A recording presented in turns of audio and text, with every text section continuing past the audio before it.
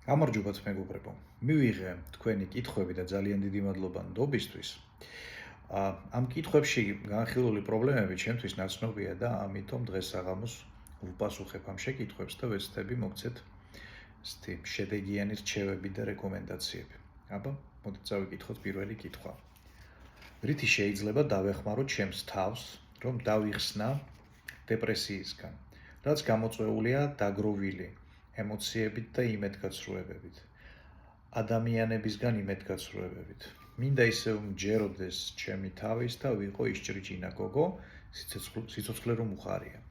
ყოველდღე იყოს ბედნიერების მომტანი. აქ არის საუბარი იმაზე, რომ ადამიანს დაუგროვდა ძალიან ბევრი რაოდენობით უარყოფითი მოგონება, უარყოფითი გამოცდილება. შესაბამისად, რითი შეიძლება დავიწყოთ ამ შემთხვევაში საკუთარი თავის შველა, არის ის, რომ დავიწყოთ ამ უარყოფითი მოგონებებისგან, ამ მომენტებისგან, სადაც გვაქვს მოგონებები, ასე ვთქვათ, იმედგაცრუებების შესახებ, რომ ამისგან გავთავისუფლდეთ. როგორ შეიძლება ეს გავაკეთოთ? აქ შეგვიძლია გამოვიყენოთ ერთი ძალიან კარგი სავარჯიშო. სავარჯიშო კეთდება შემდეგნაირად. ესე იგი, დავხუჭოთ თვალი, დავადოთ ერთი ხელის გული მეორე ხელის გულს და დავიწყოთ აი ესეთი მოძრაობა და აი მთელი სავარჯიშოს განმავლობაში ამ მოძრაობას ვაკეთებთ.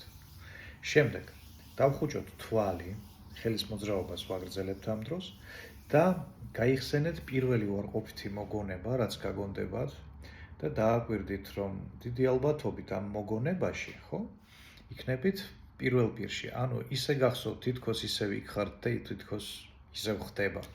წარმოიდგინეთ, რომ ამ დროს გამოხვედით საკუთარი სხეულიდან და საკუთარ თავს გვერდიდან შეხედეთ იმ უსიამოვნო მომენტში. ეხლა წარმოიდგინეთ, რომ ამ მოგონების სურათი გაშავთეთრდა, დაპატარავდა, გახდა ბუკვალურად ძალიან პატარა ზომაში ეს სურათი და გაწიეთ იმდენად შორს, რომ სხეულში გაგიქრეთ ყველანაირი უარყოფითი ემოცია. შემდეგ ასეთნაირად დაუარეთ და ამოშავეთ ყველა იმ უარყოფით მოგონებას, რაც გაგახსენდებათ და გახსოვდეთ, ძალიან მნიშვნელოვანია აქ ხელის მოძრაობა. რატომ მუშაობს ეს სავარჯიშო კარგად? როდესაც ჩვენ გვიგროვდება უარყოფითი მოგონებები და შესაბამისად ამ დაგროვილ უარყოფით ემოციებს საფუძვლად უდევს ზუსტად უარყოფითი მოგონებები. როგორც წესი, ეს უარყოფითი მოგონებები ჩვენ გვახსოვს, ასე ვთქვათ, პირველ პირში, თითქოს ისე ვიქვართ და თითქოს იგივე ხდება. შესაბამისად, ჩვენი გონების რაღაცა ნაწილს გონია, რომ ეს უსიამოვნება ხდება კიდევ და კიდევ და კიდევ, ასე ვთქვათ, და წარმოშობს უარყოფით ემოციებს, რომელსაც შესაბამისად უსიამოვნო შეგრძნებების სახით გრძნობთ სხეულში. ჩვენ კი არ გვიგროვდება უარყოფითი ემოციები, ჩვენ გვიგროვდება მოგონებები, რომლებიც წარმოშობს ყოველდღე ამ უარყოფითი ემოციების იმპულსებს. შესაბამისად, როდესაც ჩვენ წარმოვიდგენთ რაიმე უარყოფით მოგონებას გვერდიდან, ასე ვთქვათ, ემოციები კლებულობს, ბუნებრივია. როდესაც იყო და გავაშავთეთრეთ, კიდევ უფრო კლებულობს ემოციები. როდესაც დისტანციას ვზრდით, ასე ვთქვათ, აი შორს მიყვავს და წარმოვიდგენთ, რომ პატარავდება, ხო? ეს კიდევ უფრო ადაბლებს ამ უარყოფითი ემოციების დონეს და შესაბამისად, როდესაც ასე ჩვენს წარსულში ვახარისხებთ ყველა უარყოფით მოგონებას, ჩვენ ვაძლევთ ჩვენს twin signals, რომ ეს უსიამოვნებები დამთავრდა, რომ ეს აღარ არის აწმყო და მაშინ გონება იღებს მთელ ამ უარყოფით გამოცდილებას და ასე ვთქვათ, აბარებს არქივში.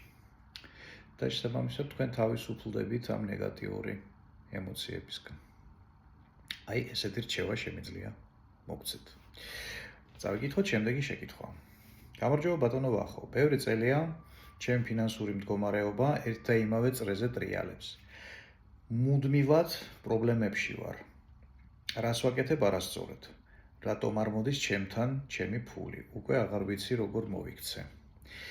იმისათვის, რომ ერთი და იმავე წრეზე იარო ფინანსებთან მიმართებაში, ან ერთი და იმავე შეცდომებს უნდა უშვებდე, ან შენს ქვეცნობიერს უნდა გქონდეს ჩამოყალიბებული გარკვეული სტანდარტი შენი ფინანსური კეთილდღეობის, და ამ სტანდარტის ზემოთ, ასე ვთქვათ, არ გიშვებს.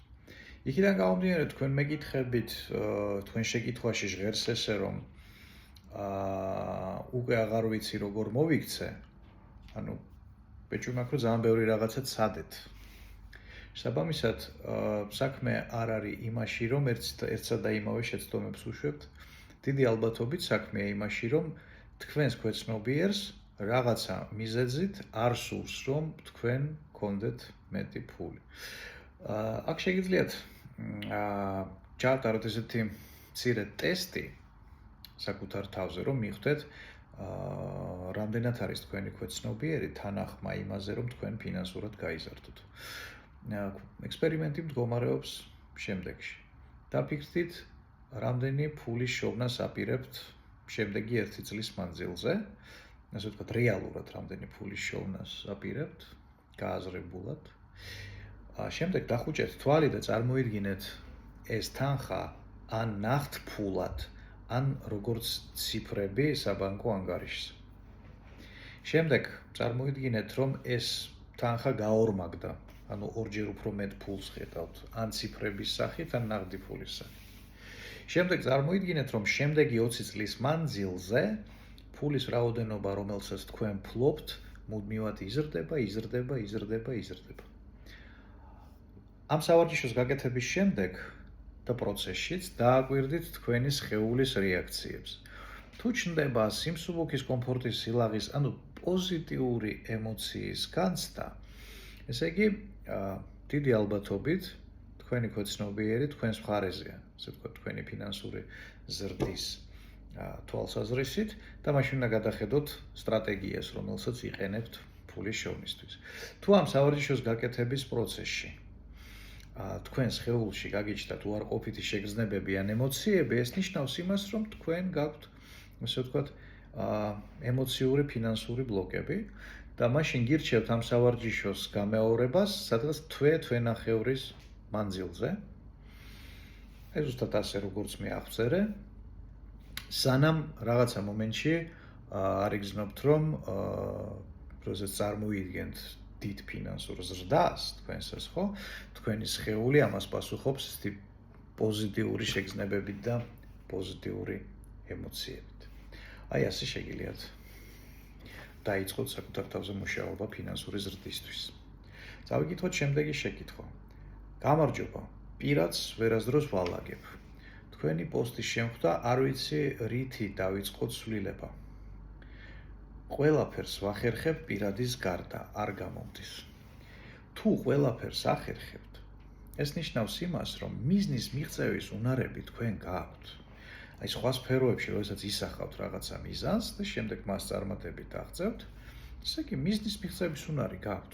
ეს რაზე მეტყველებს? ეს მეტყველებს იმაზე, რომ რაღაცა მიზეზით ქვეცნობიერ დონეზე პირადი ცხოვრება აღიქმება ან როგორც არასასურველი, ან როგორც, ასე ვთქვათ, კი ასასურველი, მაგრამ პრინციპში არ ღირს, ან როგორც შეუძლებელი, ან თქვენი ქვეცნობიერი ფიქრობს, რომ იმისთვის, რომ პირადი დაალაგოთ, უნდა აკეთოთ რაღაცა ისეთი, რაც არ შეესაბამება თქვენს ზნეობას, მორალს, წარმოდგენებს საკუთარ თავზე. ან თქვენი ქვეცნობიერი ფიქრობს, რომ პირადის დაალაგების შემთხვევაში თქვენი ცხოვრება გახდება უარესი და უფრო მძიმე. ან თქვენი ქვეცნობიერი ფიქრობს, რომ თქვენ არ გაქვთ პირად ცხოვრების დაალაგებისთვის საკმარისი უნარები. ან ფიქრობს, რომ არ იმსახურებთ.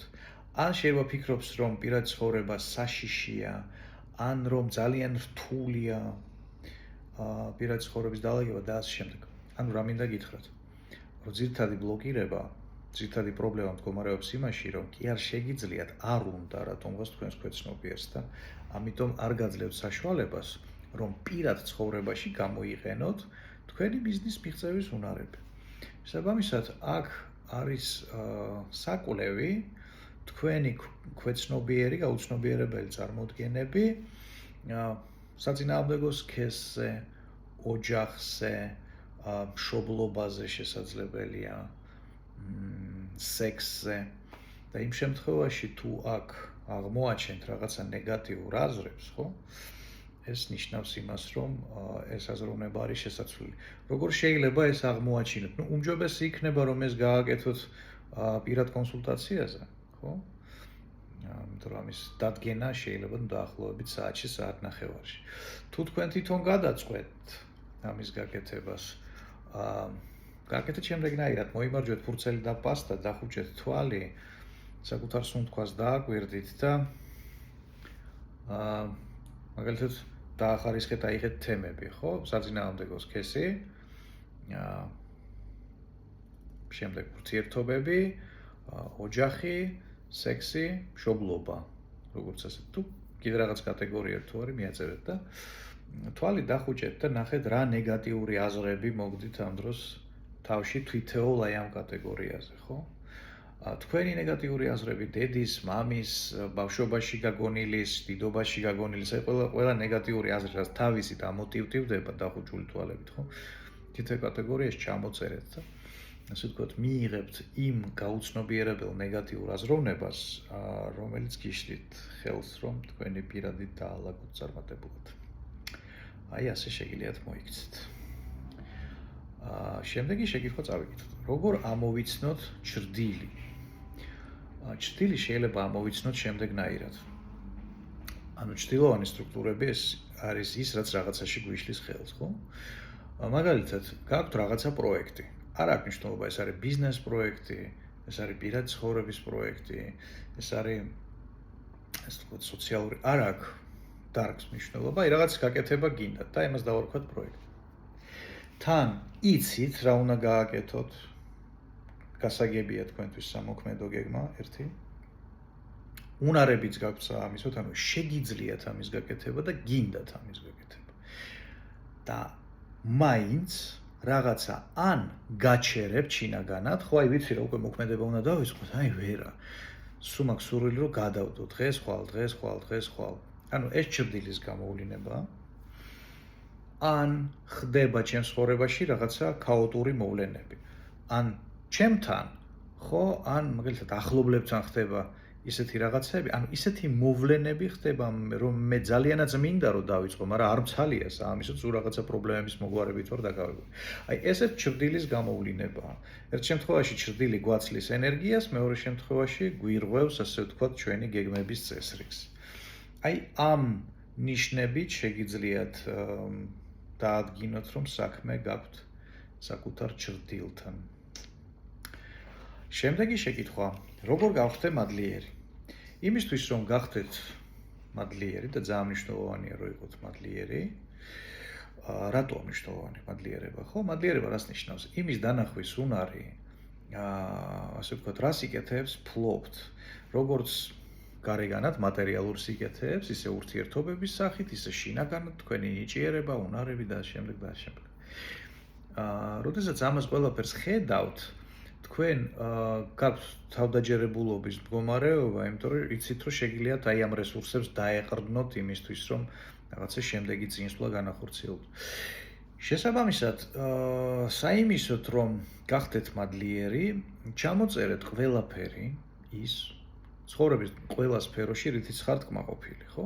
ჯანმრთელობის სფეროში, კომუნიკაციების სფეროში, მატერიალური კეთილდღეობის სფეროში, სამსახურებრივი წინსვლის სფეროში, პირად ცხოვრებაში და ასე შემდეგ. აი, ყველა სფეროში, სადაც კი რაღაცა მინიმალურად კარგი ხდება, ყველაფერი ეს ჩამოწერეთ. შემდეგ დახუჭეთ თვალი და ყოველი ეს პოზიტიური მომენტი, რომელსაც უკვე ფლობთ, რომელიც უკვე არის თქვენ ცხოვრებაში, აი, კარგად ხატოვნად წარმოიდგინეთ. გაიხსენეთ როგორ გამოიღო. მაგალითად, ყავთ ძალიან მაგარი მეგობარი და ამაზე ხართ მადლიერი, ხო? აი, დახუჭეთ თვალი, გაიხსენეთ როგორ გამოიყურება თქვენი მეგობარი. ეფექტურად წარმოიდგინეთ დიდი ფერადი სურათი წარმოიდგინეთ თქვენი მეგობრის. გაიხსენეთ როგორ ჟღერს მისი ხმა, რა ემოციას იწვევს თქვენში და აი ასე ვთქვათ, დაუარეთ ყველა პუნქტს იმ სიიდან, რაზეც ხართ მადლიერი და ძალიან მალე აივსებით ძალიან დიდი მადლიერების გრძნობით. დღეისათვის შეკითხვების თემა ამოვწურეთ, სულ 5 შეკითხვა გქონდა. კიდევ ერთხელ მადლობა, რომ გამომიცხადეთ ნდობა და შეკითხვები გამომიგზავნეთ. შეგიძლიათ Facebook-ში გამომიგზავნოთ პირადში, ჩემს გვერდზე, ფსიქოლოგი ვახტანგ ჯაფარიძე, ანონიმურად გამომიგზავნოთ ეს შეკითხვები. თუ ანონიმურობა არ გინდათ, შეგიძლიათ, ასე ვთქვათ, ამ პოსტის ქვეშ დაწეროთ კომენტარებში ეს შეკითხვები, აქაც ნახავთ და შემდეგ ვიდეოში, შემდეგ 4 შაბათს ჩავწერ ამ შეკითხვებზე პასუხებს. ასევე შეგიძლიათ ჩაეწეროთ ჩემთან პირად კონსულტაციებზე, სადაც გექნებათ საშუალება, რომ ძალიან სწრაფად მოაგვაროთ ის საკითხები, რაც გაწუხებთ ის პრობლემები, თუ ჩემთან მოდიან ორ შემთხვევაში. ან აქვთ რაღაცა პრობლემა, რომლის დაძლევასაც ვერ ახერხებენ, ან შეიძლება პრობლემა არ გქონდეთ, გინდათ მეტი წინსვლა, ხო? ამ შემთხვევაში შემიძლია ძალიან კარგად დაგეხმაროთ. იმისთვის, რომ პირად კონსულტაციაზე მოხვდეთ, საამისოდაც პირადში მომწერეთ Facebook-ში გვერდზე ფსიქოლოგი ვახტანგ ჯაფარიძე. ასევე მინდა დავაანონსო ჩემი კლუბი, სადაც კლუბის მონაწილეებს ექნებათ საშუალება, რომ მიიღონ მონაწილეობა ჩემს ლაივებში და ასევე ოფლაინ შეხვედრებში პირისპირ, სადაც გავაზიარებ ძალიან ბევრ ტექნიკას, სავარჯიშოს, ვისაუბრებთ საინტერესო თემებზე, იმისათვის, რომ თქვენ მოახდინოთ საკუთარი თავის და თქვენი ცხოვრების სისტემური ზრდა, სისტემური გაუმჯობესება. ამ კლუბის იდეა გაჩნდა იმისათვის, რომ შეიქმნას ესეთი უსაფრთხო სივრცე, ეს ერთი, სადაც, ასე ვთქვათ, მიიღებთ ხარისხიან ფსიქოლოგიურ სერვისს ამ შემთხვევაში. და მეორე, იმისთვის, რომ საკუთარ თავზე მუშაობა იყოს სისტემური. არა ისე, რომ აი აქ წავიკითხე რაღაცა, აქ ვნახე რაღაცა და ყველაფერს ვცდი საკუთარ თავზე და საბოლოო ჯამში ძალიან დიდი აურზაური რო იქნება ხოლმე ცნობიერებაში. არა. მე გთავაზობთ სისტემურ მუშაობას, ანუ მუშაობას, რომელიც გამართულია ეტაპობრივად, გასაგებია ეტაპობრივად, გექნებათ ძალიან წყობრი ჩამოყალიბებული სისტემა გონებაში იმისა, თუ რა არის მერე უნდა გააკეთოთ იმისათვის, რომ როგორც თქვენი შინაგანი ცხოვრება გაუმჯობესდეს, ისე გარეგანი ცხოვრება გაუმჯობესდეს. კლუბთან დაკავშირებულ ინფორმაციას, მასში გაწევრიანების, ასე ვთქვათ, წესებს და ყველა დანარჩენს უახლოეს მომავალში, ასე ვთქვათ, დავდებ ანონსის სახით. აქ მინდა დაგემშვიდობოთ, გისურვოთ კეთილდღეობა და იმედია ის სავარჯიშოები და რჩევები, რომელსაც მე გიზიარებთ, მოგიტანთ ძალიან დიდ შედეგს და დიდ სარგებელს. ასევე თუ იცნობთ ადამიანებს, ვისაც ანალოგიური პრობლემები აწუხებთ და ხვდებით, რომ მათთვის ეს ინფორმაცია შეიძლება იყოს სასარგებლო, მათაც გაუზიარეთ ეს ვიდეო. მომავალ შეხვედრამდე.